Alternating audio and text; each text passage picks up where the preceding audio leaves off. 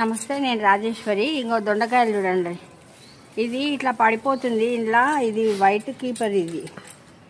ఇది ఇది tube lily నేను పెట్టలే, కాకపోతే ఎట్లా మొలిసింది. ఇంకా మళ్ళీ దొండకాయలు వచ్చినాయి. దొండకాయలు కోసేసుకుంటా. మునక్కాయలు ఉన్నాయి కానీ మునక్కాయలు ఇంకా కాలే, సన్నసన్నగా ఉన్నాయి.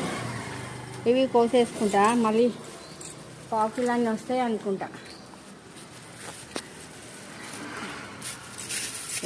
ఇది నేను కింద పందిరి వేయాల్సింది. నాకు పందిరి చేయడానికి రాలేదు, ప్లేస్ లేదు కింద కట్టలు పెట్టి పందిరి వేయడానికి. దీన్ని పార్పిచ్చేసుకుంటే ఇట్లా పాకిపోయింది మొత్తము.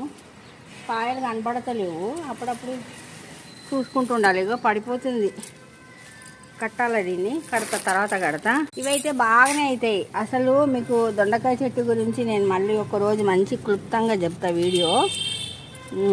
దాన్ని ఒక్కసారి పెట్టుకున్నామంటే ఇంకా మనకి ఎప్పుడు కాస్తూనే ఉంటాయి.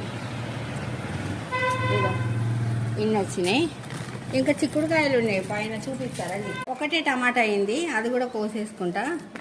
అదమ్మన్నారా చూడండి, ఎంత మంచిగా పూసినాయి కదా ఫ్లవర్స్. చాలా పూస్తూనే ఉన్నాయి ఫ్లవర్స్. ఇప్పుడు మళ్ళీ సీజన్ వాటివి.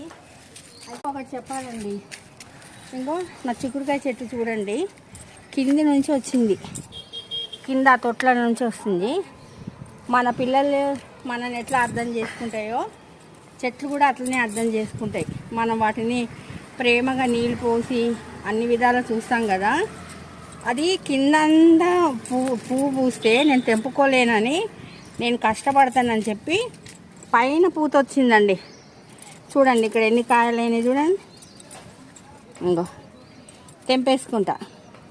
అవి మనతో మాట్లాడితే మనం వాటితో అయ్యో నీకేమైంది, ఇంత పురుగు వచ్చేసింది, సరే మందేస్తాను, ఎన్ని కాయలు కాసింది అంటాం కదా. అవి వింటాయి. చూడు, నాకైతే నా చెట్టు కష్టపెట్టకుండా నేను తెంపుకోలేదు. ఇవి ఎండిపోయినాయి చూడండి. మళ్ళీ ఇవి వేసుకుంటా నేను. ఇగో తెంపలేదు, అట్లనే ఎండిపోయినాయి చెట్టుకి.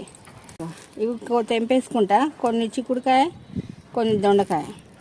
నాకు వీలుగా ఉంటుందని చెప్పి నా చెట్టు కూడా నన్ను అర్థం చేసుకొని పైకి వచ్చే కాయలు కాసింది. థ్యాంక్స్ చిక్కుడుకాయ చెట్టు, నువ్వు కూడా మా పిల్లల్లాగా అర్థం చేసుకుంటున్నావు. చాలా చాలా థ్యాంక్స్. ఎన్ని వచ్చినాయి చూడండి, ఒక 5, 6, 10 ఉన్నాయి. ఇవి ఉన్నాయి చాలు. ఇవి 2 కలిపి ఒక 4 టమాటాలు వేసుకుంటే, 2 ఆలుగడ్డలు వేసుకుంటే కర్రీ అయిపోతుంది.